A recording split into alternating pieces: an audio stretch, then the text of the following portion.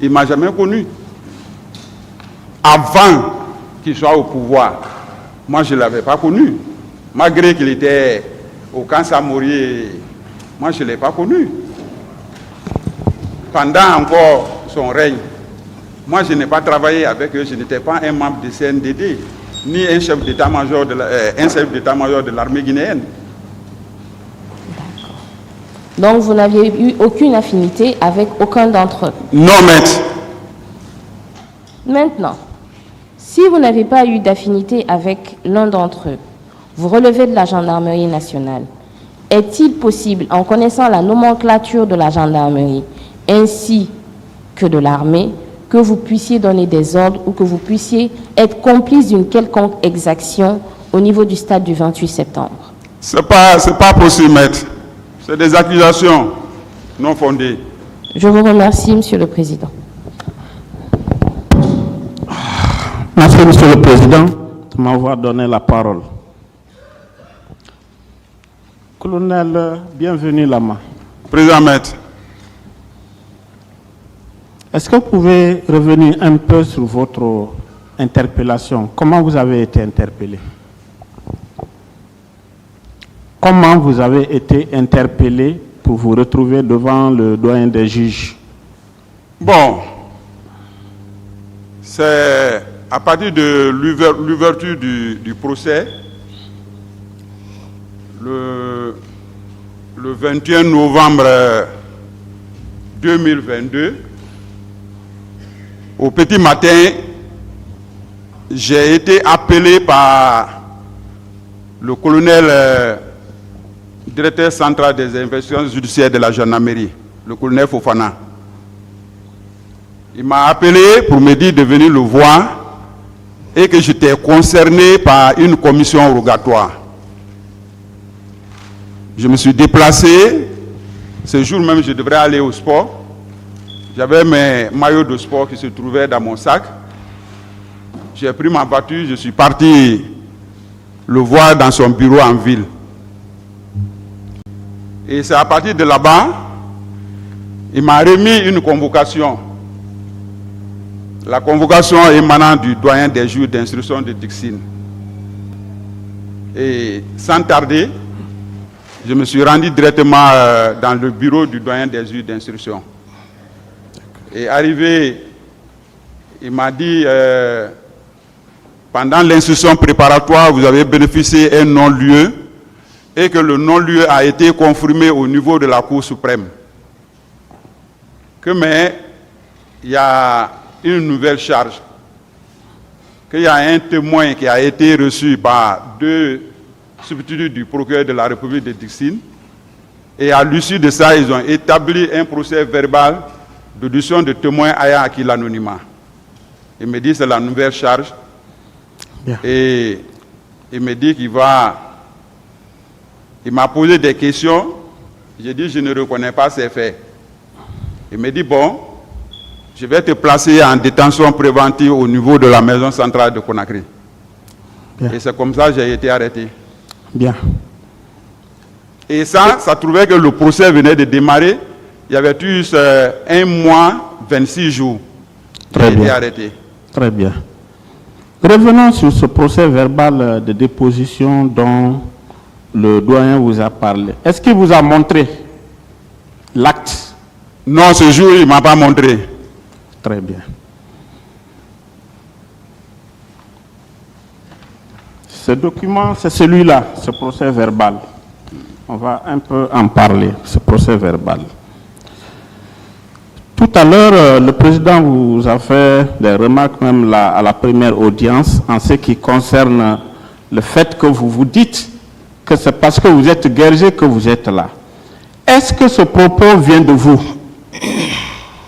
Ça ne vient pas de moi. Ça vient de qui? Ça vient de Toumba. Et de Soumaoro, n'est-ce pas? Effectivement. Je reviens sur un passage de ce document. Je suis informé du cas des recrues de Kaléa en 2009 dont je faisais partie.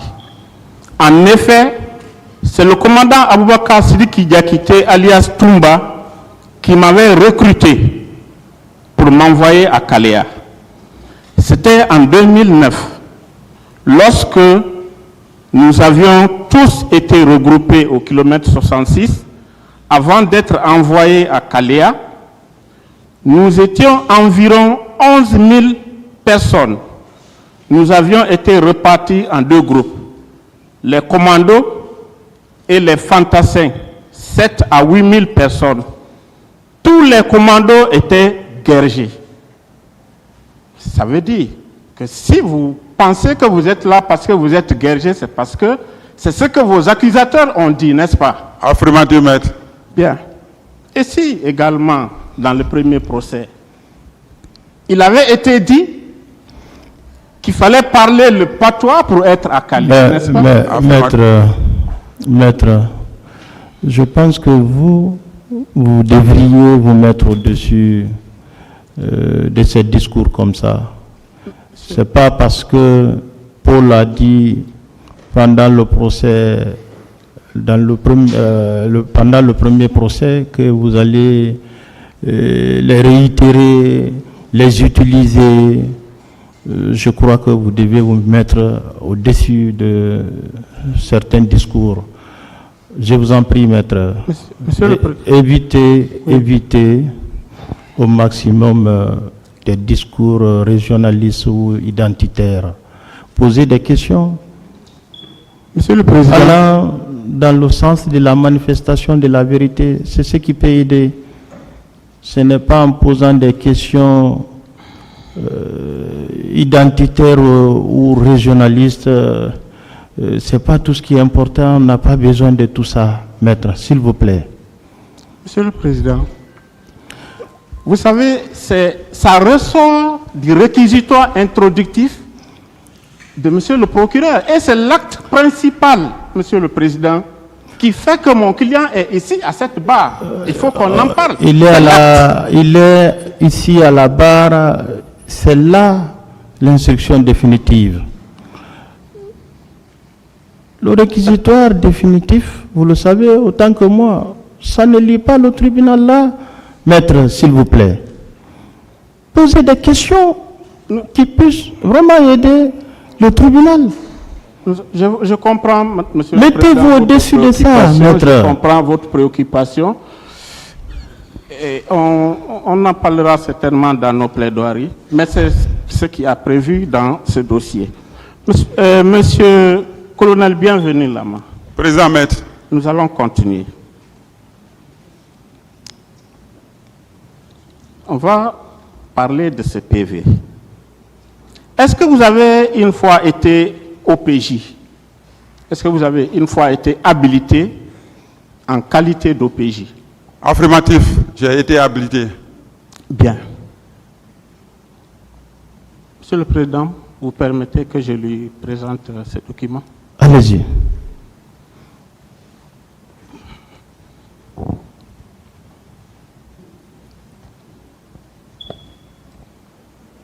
Voici l'acte par lequel le procureur a engagé des procédures. Si vous avez été une fois habilité comme OPJ, c'est-à-dire officier de la police judiciaire, est-ce qu'un PV qui n'est pas signé par la personne que vous entendez est un PV régulier? Négatif, ça rentre en nullité. Vous avez un procès verbal d'audition de témoins qui n'est pas signé par les témoins, qui est signé par Monsieur le procureur. Affirmatif. Bien.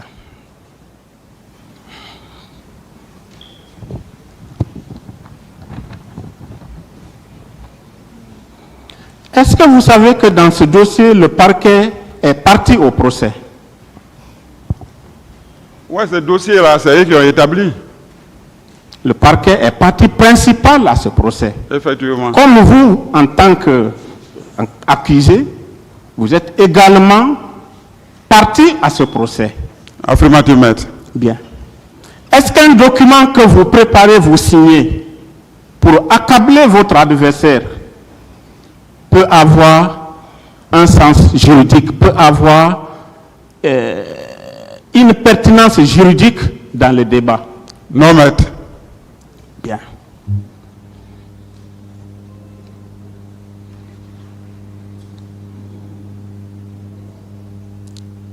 C'est-à-dire le parquet se fait un document et sur la base de ce document, il fait un réquisitoire aux fins de saisine. Un réquisitoire aux fins de saisine.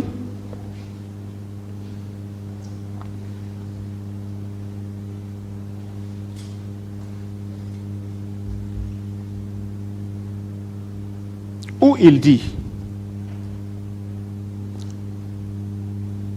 que l'absence de directeur à cette école au niveau de ce camp militaire donnait le plein pouvoir à l'instructeur colonel Bienvenu Lama d'en être le premier responsable. Je continue, je vais revenir sur ce passage. Qu'en outre, étant au bureau le vendredi 4 novembre 2022, une des anciennes recrues de ce même camp ayant choisi l'anonymat se présentait spontanément à notre parquet pour nous expliquer les circonstances dans lesquelles 300 de leurs collègues avaient été sélectionnés par le colonel Bienvenu Lama, appuyés par les missionnaires qui s'y étaient rendus pour les envoyer à la présidence. Voilà. C'est-à-dire que ce procès verbal que je viens de vous présenter, c'est sur ce procès verbal que le parquet fonde son réquisitoire pour saisir le juge d'instruction. Comment vous comprenez ça?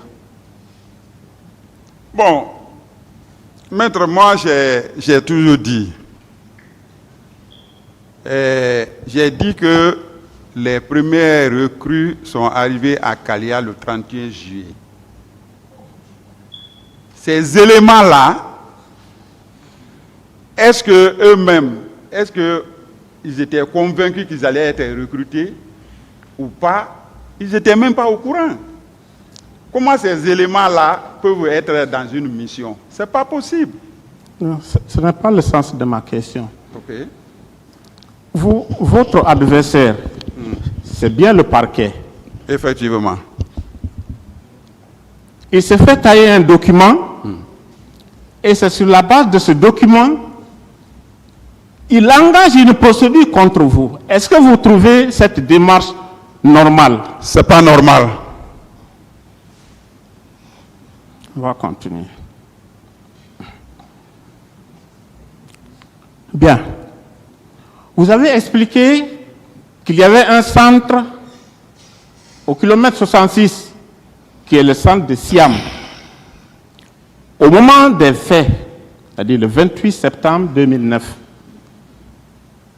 eux, ils avaient combien de temps en termes de durée par rapport à ceux qui étaient à Kalea? Ils sont rendus là-bas en février. Février, 28 septembre, ça fait 8 mois de formation. D'accord. 8 mois de formation.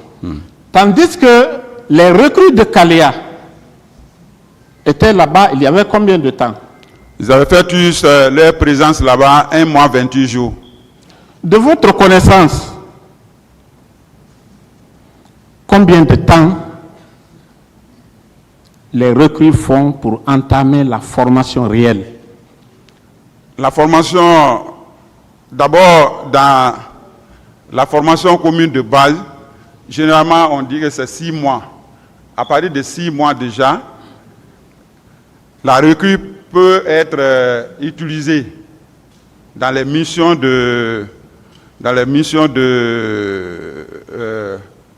au niveau des missions de la garnison. On peut les employer pour la garde, on peut les employer pour autosécurité. D'accord. Est-ce que pour les recrues qui n'ont fait que 1 mois 28 jours peuvent aller dans une mission? Ce n'est pas possible. Tu rentres dans une recrue 1 mois, mais tu te cherches, tu ne connais même pas comment la journée commence, comment ça se termine. Tu ne peux pas réfléchir jusqu'à ce niveau. Si Mamadi Soumaoro dit, s'il parle de commando de fantassins. Est-ce qu'en ce moment, on pouvait parler de commando pour les recrues de Kalea de 2009 là? C'est pas possible.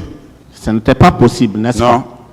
S'il y a eu des commandos ou des fantassins qui se seraient rendus, comme ils le disent, est-ce que ça ne pouvait pas être seulement que ceux de Siam?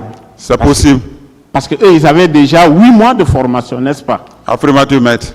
Est-ce que cela ne corrobore pas avec l'interview de M. Toumba ainsi que la liste des 26 éléments que lui-même est allé prendre à Siam? Ça corrobore, monsieur maître. Est-ce que le parquet n'aurait pas dû approfondir l'enquête à ce niveau? Il pourrait même les interpeller. Bien. Parce que l'objectif, c'est ça, où les gens ont quitté. Dites-moi, M. Soumaoro qui se dit être recruté par M. Toumba, Aboubakar Sidiki Diakité, quelle crédibilité pouvez-vous accorder à ces déclarations? C'est pas pour eux, c'est son parent. Il est Est-ce venu soutenir simplement les dires de son parent. Est-ce que s'il l'a recruté dans l'armée, il ne peut pas aussi le recruter pour vous salir? C'est possible. C'est ce qu'ils sont en train de faire. Est-ce qu'on peut considérer que c'est ce qui est arrivé? Il a recruté juste pour venir vous salir, n'est-ce pas? Affirmative, maître. Alors, il se dit être adjudant-chef. Et le parquet reprend les mêmes termes lorsqu'il nous a envoyé la liste de ses témoins. Est-ce que le parquet, s'il était dans une logique de connaître la vérité, ne devait pas s'intéresser à la qualité de M. Mamadi Soumaoro qui se dit être adjudant-chef? Est-ce que le parquet n'aurait pas dû l'interroger? Comment il a eu le grade d'adjudant-chef? Affirmative, maître.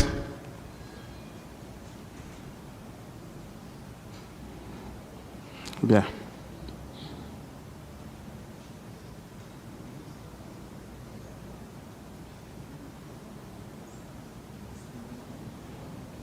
Donc vous êtes catégorique qu'au sein de Kalea, vous étiez uniquement au compte de la gendarmerie, n'est-ce pas? Au compte de la gendarmerie.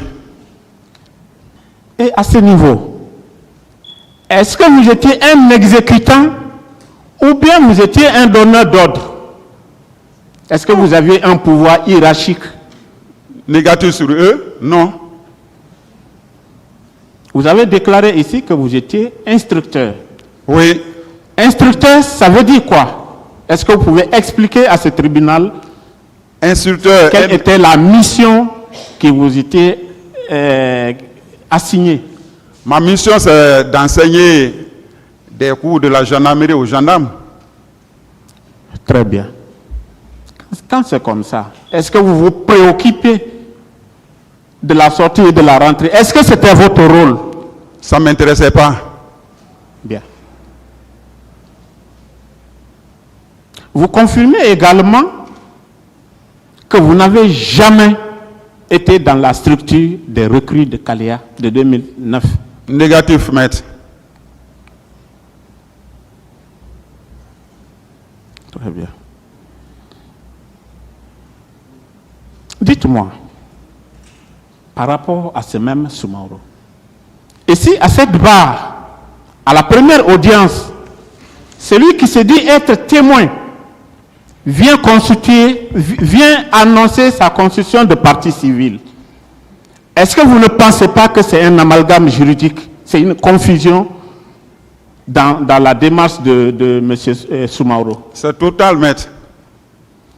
Est-ce qu'à travers cette démarche, on peut accorder une quelconque crédibilité à son témoignage? C'est pas possible.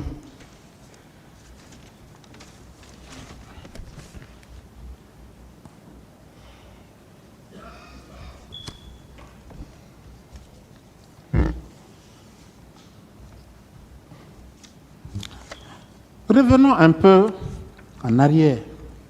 Dans la première procédure où vous avez été blanchi par le non-lieu, décision qui a gravi toute la chaîne judiciaire de notre pays. Je veux savoir quel pouvoir exceptionnel vous aviez pour bénéficier d'une telle ordonnance en présence d'un président de la République en exercice, des ministres et d'autres hauts gradés que vous. Quel pouvoir exceptionnel vous aviez en ce moment pour que vous bénéficiez d'une telle décision? Je n'avais pas de pouvoir. Parce que M. Toumba a déclaré ici que c'était une décision fabriquée. Est-ce que vous aviez le pouvoir Négatif. de vous fabriquer une telle décision? Non, maître. Dites-moi, tout au long de la procédure devant le cabinet d'instruction,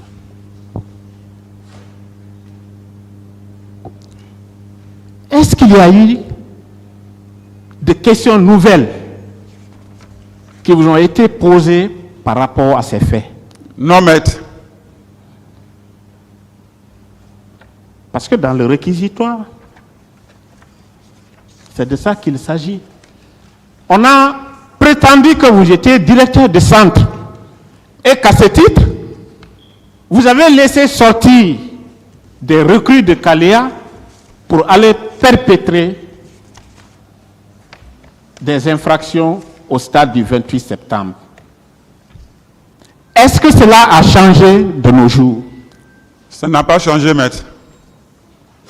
Vous n'avez été qu'un instructeur, hier et aujourd'hui. Affirmatif, maître. À l'époque des faits, n'est-ce pas? Oui, maître. Est-ce qu'il a été démontré à cette barre ou devant le cabinet d'instruction que vous aviez occupé de quelque manière que ce soit les fonctions de directeur de centre? Non, maître.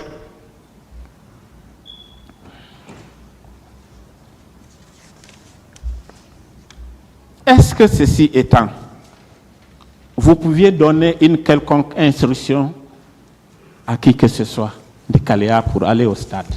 Non, maître, ce n'est pas possible.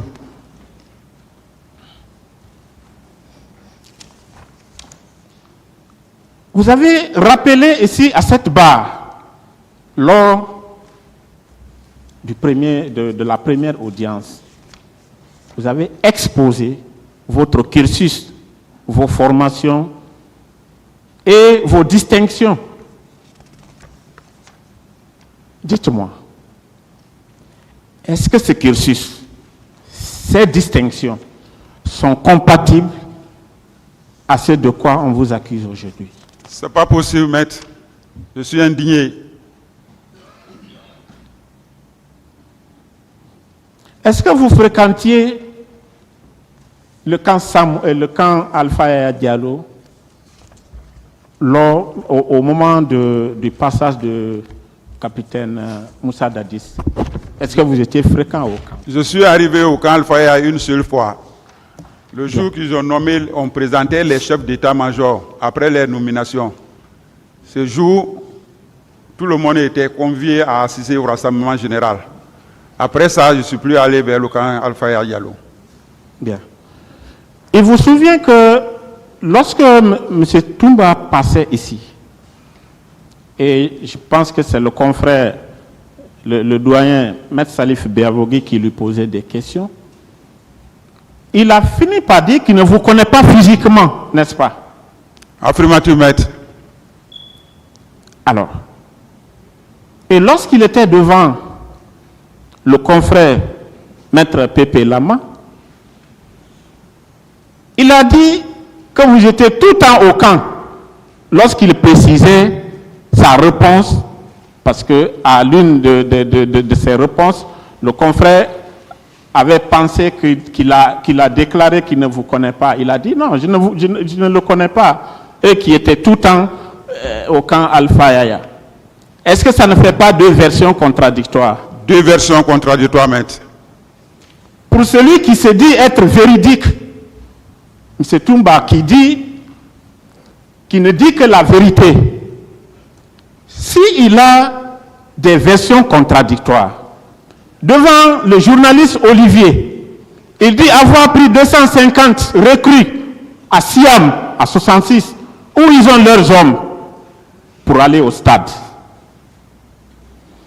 Il dit aux confrères, répondant aux questions du confrère, du doyen Salif Biavogui, qui ne vous connaît pas physiquement, il dit aux confrères Pépé Lama qu'il vous connaît et que vous étiez tout le temps au camp Alpha Yaya Diallo. Ça fait déjà 3 versions dans les mêmes circonstances et pour une seule personne. Est-ce qu'une telle personne est crédible? Mais c'est un menteur. Il a dit ici dans cette salle que la prière d'aujourd'hui, aujourd'hui c'est pas lundi, il dit que la prière d'aujourd'hui c'est dirigée par Djibril, que lui il voit les gens. Mais on va intimider qui? Bien. Mais il ment. Il dit que lui il voit Mon colonel, Présent. c'est un gros mot. Autant pour moi, présent. Autant pour moi. Autant pour moi. Si vous n'êtes pas d'accord avec ces déclarations, vous pouvez dire simplement que peut-être c'est une contre-vérité. Bien présent. Autant pour moi. C'est des inexactitudes, n'est-ce pas? Des Bien présent. contre-vérités. Oui, maître. D'accord.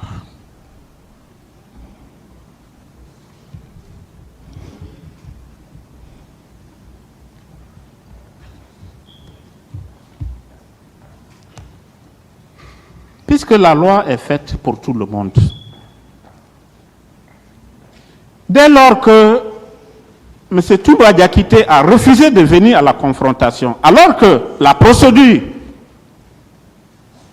de l'information sur charge nouvelle vous donne ce droit-là d'être confronté à M. Touba Diakité, d'être confronté à M. Mamadi Soumaoro. Dès lors que, à la face du juge, du doyen chargé de l'instruction, ces 2 accusateurs refusent de venir à la confrontation, est-ce que le juge, raisonnablement, n'avait pas à en tirer toutes les conséquences en rendant une ordonnance de non-lieu à votre bénéfice? Affirmative, maître.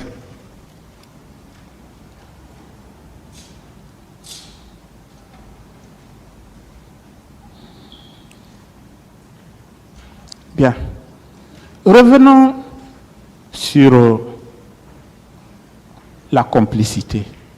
Je vous rappelle que vous n'êtes pas là pour avoir commis telle ou telle infraction au stade du 28 septembre. On vous poursuit pour complicité. Prenons le cas, par exemple, de M. Toumba. Vous avez été son complice. On va revenir sur les éléments de la complicité. Parce que la complicité suppose l'existence des auteurs et les personnes qui leur donnent ou qui leur fournissent des moyens sous n'importe quelle forme. Dites-moi, avant que M. Toumba ne parte au stade du 28 septembre, est-ce que vous avez parlé? Non, maître.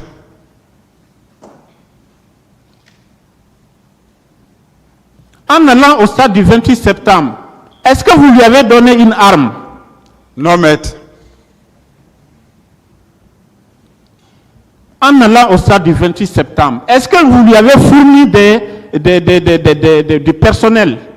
Non, maître. Les personnes qu'il a, les recrues qu'il a prises à Siam pour aller au stade, comme lui-même il a déclaré à RFI. Est-ce que c'est vous qui avez fourni ces recrues-là? Non, maître. Est-ce que vous avez une fois hébergé, après avoir commis cet acte, est-ce que vous avez une fois hébergé M. Toumba Diakité pour le sortir de l'enquête? Non, maître.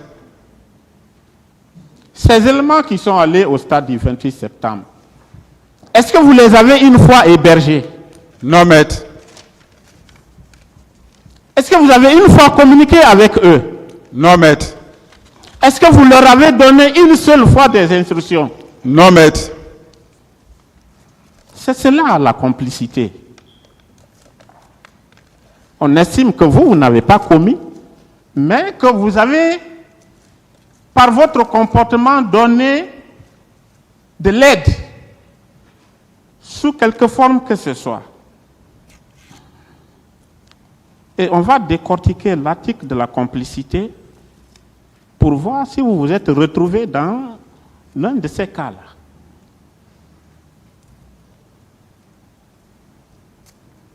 L'article 20 nous dit que sont punis comme complicité d'un fait qualifié de crime ou délit ceux qui, par don, promesse, abus d'autorité ou de pouvoir, machination ou artifice, provoquent ces faits ou donnent des instructions pour le commettre. Est-ce que c'est le cas? Est-ce que vous avez... Non, maître. Ceux qui procurent des armes, des instruments ou tout autre moyen qui sert à l'action, sachant qu'ils doivent y servir. C'est-à-dire, tous ceux-là qui ont été utilisés au stade du 28 septembre, que ce soit des machettes dont on dit, que ce soit des fusils, que ce soit des gaz lacrymogènes, est-ce que c'est vous qui avez fourni ces instruments-là? Non, maître. 3. Ceux qui, en pleine connaissance de cause, aident ou assistent l'auteur ou les auteurs de l'action dans les faits qui la préparent, la facilitent ou la consomment sans préjudice des peines prévues par les textes spéciaux. Est-ce que vous avez participé à une quelconque préparation avec ces personnes qui sont allées au stade? Non, maître. Est-ce que vous leur avez procuré de l'aide? Non. Ceux qui, connaissant la conduite criminelle des malfaiteurs, exerçant des violences contre la paix publique ou des atteintes aux personnes ou aux biens, leur fournissent habituellement logement, lieu de retraite ou de réunion. Est-ce que ce soit M. Toumba Diakité ou toute autre personne impliquée dans les événements du 28 septembre, est-ce que vous leur avez servi d'asile? Non, maître. Est-ce que vous leur avez donné un logement? Non. Est-ce que vous avez participé à une quelconque de leur réunion? Non, maître.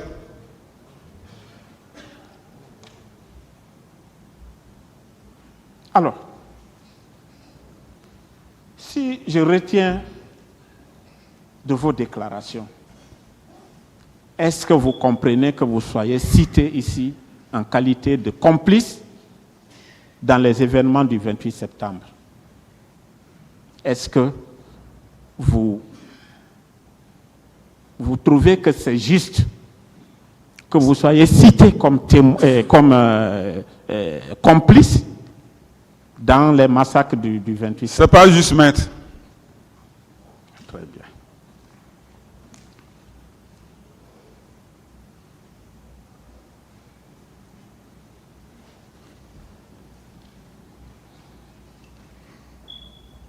Bien.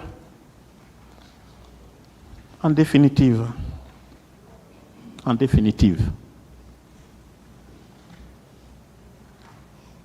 est-ce que vous ne pensez pas que c'est une redite de votre premier procès, c'est-à-dire c'est, disons, la photocopie conforme de votre premier procès? Affirmatif, maître. Est-ce qu'à ce niveau, on peut parler de charges nouvelles? Non, maître. Merci, Monsieur le Président. Pour le moment. La défense a fini.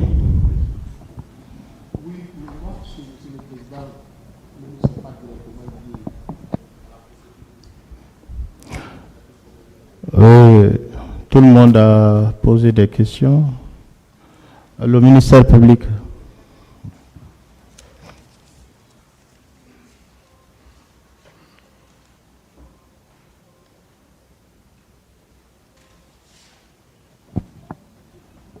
Des questions.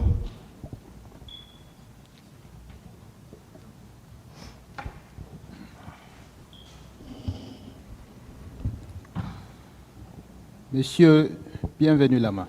Président, Monsieur le procureur. Est-ce qu'au cours de l'information, à l'issue de laquelle vous avez bénéficié le non-lieu, est-ce qu'il a été porté à votre connaissance ou à la connaissance du pool que vous avez cité des noms au mât du camp Kalea, des personnes qui devaient se rendre à Conakry pour une mission bien déterminée?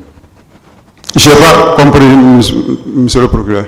Est-ce qu'au cours de l'information, Devant le pool des juges, devant le pool des juges d'instruction, au cours de laquelle, ou à l'issue de laquelle vous avez bénéficié le non-lieu, est-ce qu'il a été porté à la connaissance du pool que c'est vous qui avez lu la liste des 300 commandos qui devaient se rendre à Conakry pour une mission bien déterminée?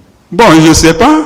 C'est pas, ils m'ont jamais D'accord. posé, ils m'ont demandé seulement qu'est-ce que vous connaissez sur Kalea. J'ai expliqué. D'accord.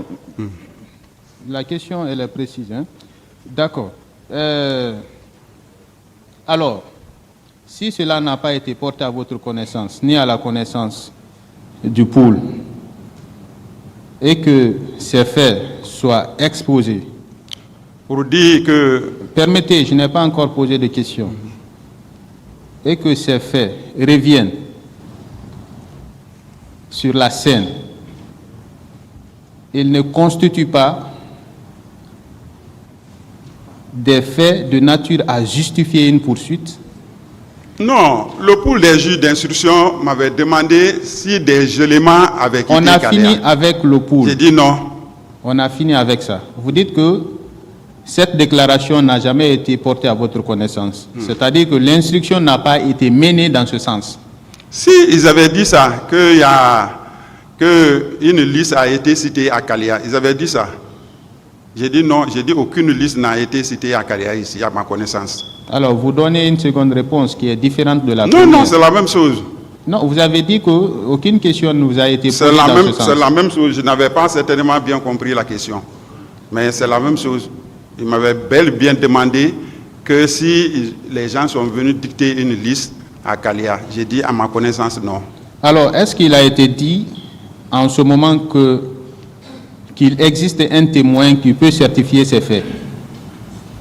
Si ce jour, il m'avait dit que... Oui.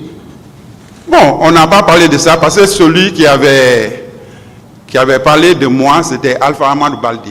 D'accord. Alors, si au cours du procès passé, il y a eu un témoignage dans ce sens, est-ce que ce n'est pas de nature à fortifier les charges? Non, ça ne fortifie pas. Ce dernier-là, il est venu, c'est ce que je vous dis. Non, Ils sont venus, non, monsieur le procureur, c'est là-bas nous sommes. Ils sont venus, c'est pour déplacer les faits de 66 pour venir couler à Kalea. C'est là-bas la stratégie. Leur stratégie, c'est ça. Parce qu'avant que le témoin ne vienne ici pour parler, mais tout m'avait préalablement communiqué sur RFI pour dire 250 sont venus du centre d'instruction de l'armée de mer. À supposer que une autre personne soit là. Mais tous ceux qui Je sont demande en train... votre avis, je demande juste votre avis par rapport à ça. C'est-à-dire qu'une autre personne est à votre place, qui avait bénéficié du non-lieu, et qu'un témoin surgit qui dit telle personne qui avait bénéficié de non-lieu, je certifie que c'est lui qui a procédé à tel acte et à tel autre acte. Si Est-ce ça- que ce n'est pas de nature à fortifier les charges Ça ne peut pas fortifier. que le On juge doit d'instruction avait estimées légères? Non, on doit vérifier d'abord sur quelle base les juges se sont basés pour lui donner le non-lieu. Est-ce que ça ne mérite pas un examen? Non. Cette déclaration accablante. Mais avant d'abord de faire l'examen, on doit d'abord chercher à savoir mais sur quelle base les juges se sont basés pour lui accorder le non-lieu. D'accord. On ne peut pas dire seulement quelqu'un ne peut pas venir s'arrêter, il dit c'est telle personne et le lendemain on dit arrêtez-le. On va évoluer. D'accord, monsieur le président. Est-ce qu'il existe un règlement qui interdit qu'un gendarme participe à la formation d'un fantassin? Ça, c'est la tradition, ça. Le gendarme ne forme jamais un fantassin. Non, c'est vous qui le dites ou bien il y a un texte? Non, il y a un test. En la Il y a un matière. test, c'est général. Vous pouvez me rappeler le test? Bon, je me rappelle pas, mais ce qui reste clair, aucun gendarme ne peut former un fantassin. Ça, c'est la règle. D'accord. Est-ce qu'il n'est pas arrivé dans l'histoire de la formation en Guinée que les gendarmes et les fantassins fassent la formation de communes de base ensemble? Oui. Lorsqu'on vous recrute, j'ai bien dit, à partir de promotion 90, promotion 93, on recrutait les éléments. On nous envoyait dans les centres de formation. À l'époque, il y avait Kindia et Kankan. Dès après la formation commune de base, la gendarmerie se présente. C'est possible, oui ou non? Non, si vous disiez que c'est pour les fantassins. Est-ce que c'est possible ou est-ce qu'il a existé par le passé que les fantassins et les élèves gendarmes fassent la commune de base ensemble? Négatif, c'est pas possible. C'est-à-dire, on recrute, on fait un recrutement. C'est ce que je vais vous expliquer pour que vous compreniez, Monsieur le Président. On fait un recrutement. À la fin de la formation commune de base, la gendarmerie se présente. La gendarmerie organise un test. À l'issue de ça, la gendarmerie, ceux qui répondent au test, ils sont récupérés par la gendarmerie et ils vont à la gendarmerie. La marine aussi vient, la marine fait la même chose. Voilà. Mais dire qu'une formation est créée tout de suite, on dit lui c'est un élève gendarme, il vient rentrer dans la formation. Fantassin, il vient rentrer dans la formation. Non, ça ne se passe pas comme ça. Non, c'est que certainement nous parlons de la même chose. C'est-à-dire, après le recrutement, les 4 premiers mois, c'est une formation commune de base. Les 6 mois.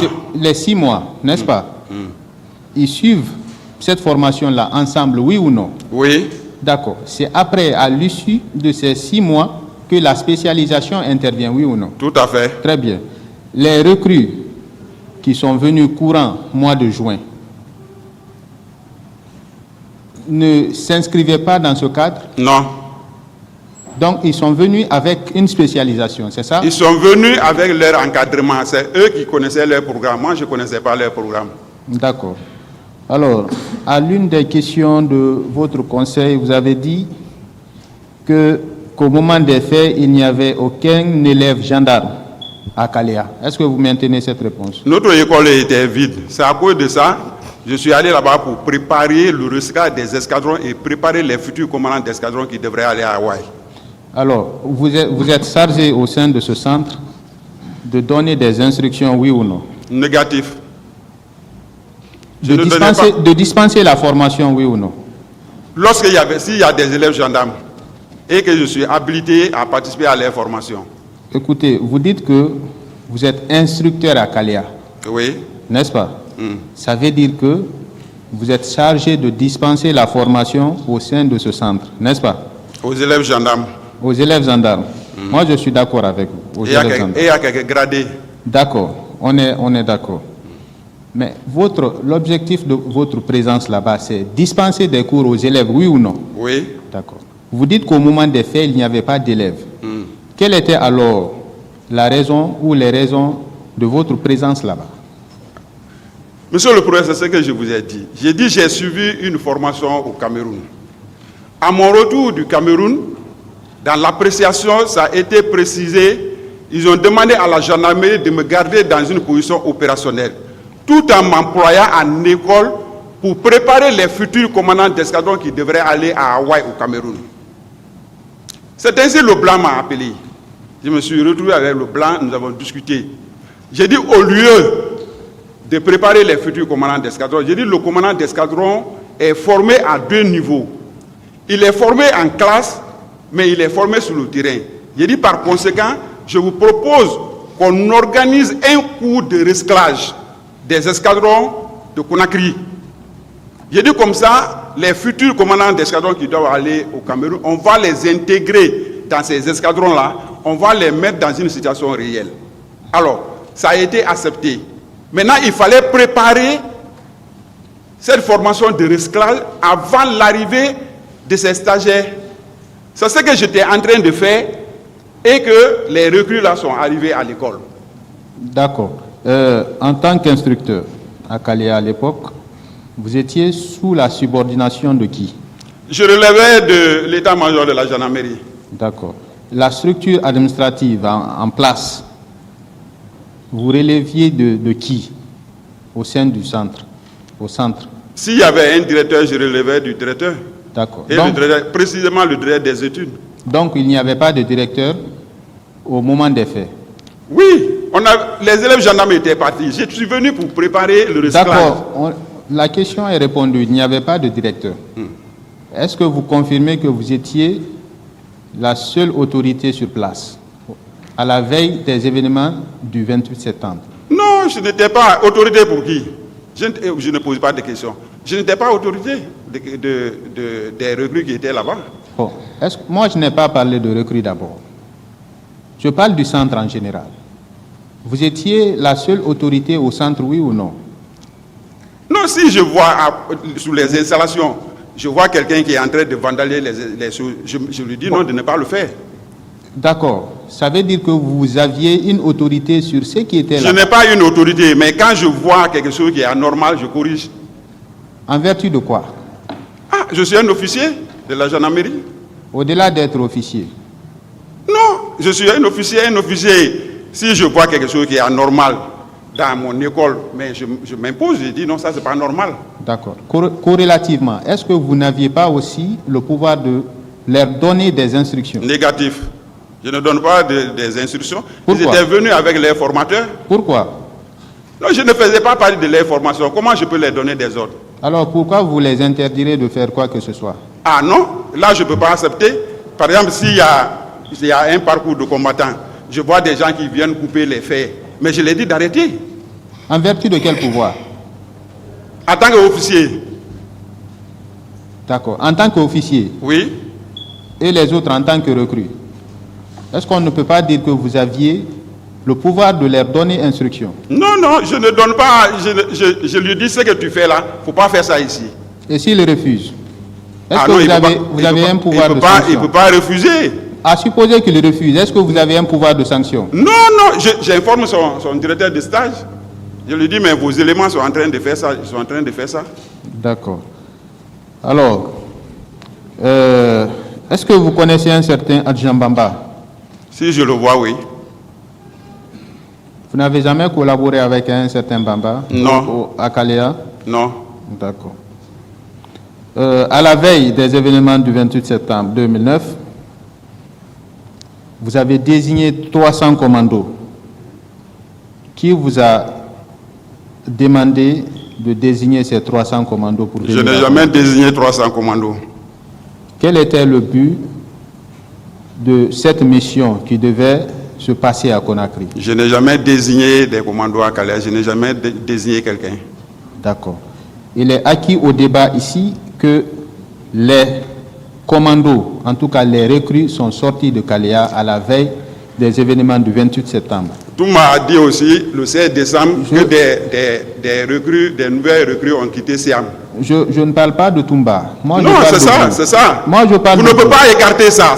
On ne peut pas écarter ça, ce procureur. Peut-être ça fera l'objet d'un débat. Mais on ne peut pas écarter ça. Pour le moment, nous posons des questions relativement aux faits qui vous sont reprochés. Alors, si vous avez donné des instructions aux commandos, 300 commandos, c'est sur la recommandation de qui? Et quelle était la mission à opérer à Conakry? Je n'ai jamais désigné, je n'ai jamais donné des instructions. Alors, s'il est avéré, il est admis que les recrues sont sortis à la veille des événements du 28 septembre de Kalea et que ces recrues ont commis des crimes crapuleux, en tant que la seule autorité à Kalea, qui peut être tenue responsable de ces agissements? J'ai dit aucune recrue n'a quitté Kalea à ma connaissance. Alors, à supposer que les recrues soient sortis du centre et qu'ils commettent des crimes, qui en est responsable? Vous parlez de supposer. Moi, je vous dis, personne n'a quitté Kaléa. Je ne connais pas qui peut être responsable. Je dis qui personne n'a quitté Kaléa. D'accord. Merci, Monsieur le Président. Nous avons fini. Merci, Monsieur le Président. À la suite des questions de mon collègue, permettez également que je pose certaines questions, mon colonel. Je vous confonds à vos propres propos. À la réponse d'une des questions de mon collègue tout à l'heure, vous aviez dit, en tant qu'officier au sein du centre de formation, si vous constatez des choses anormales, vous intervenez, n'est-ce pas? Oui. Donc cela suppose que vous aviez un pouvoir d'autorité sur le personnel qui était présent au centre. C'est bien ça? Je n'ai pas compris, mais... Donc cela suppose que vous aviez un pouvoir d'autorité sur le personnel qui était présent sur le centre. C'est bien ça? Ça ne fonctionne pas comme ça. Lorsqu'il y a une formation, cette formation-là vient avec son encadrement. Ils étaient avec leur encadreur. Si vous aviez le pouvoir de vous opposer des choses qui ne sont pas normales, cela veut dire que vous aviez un pouvoir d'autorité sur l'ensemble du personnel qui était présent, n'est-ce pas? En tant qu'officier. On est d'accord? Monsieur le Président, reprenez s'il vous plaît. Vous avez dit ici clairement que lorsque vous constatez en tant qu'officier, si vous constatez des choses anormales dans le centre, vous intervenez, n'est-ce pas? Oui. Cela suppose que vous aviez un pouvoir d'autorité sur le personnel qui était présent sur le centre. Non. Alors, si vous n'avez pas un pouvoir d'autorité sur le personnel qui était au centre, de quel droit ou de quel pouvoir aviez-vous pour s'opposer des choses qui se passaient dans le centre? Mais n'oublie pas que pour l'ouverture de cette école-là, nous avons fourni beaucoup d'efforts. On ne peut pas regarder quelqu'un qui vient pour détruire nos installations. On lui dit d'arrêter. Si je le dis ça, cela ne veut pas dire que j'ai un pouvoir sur lui.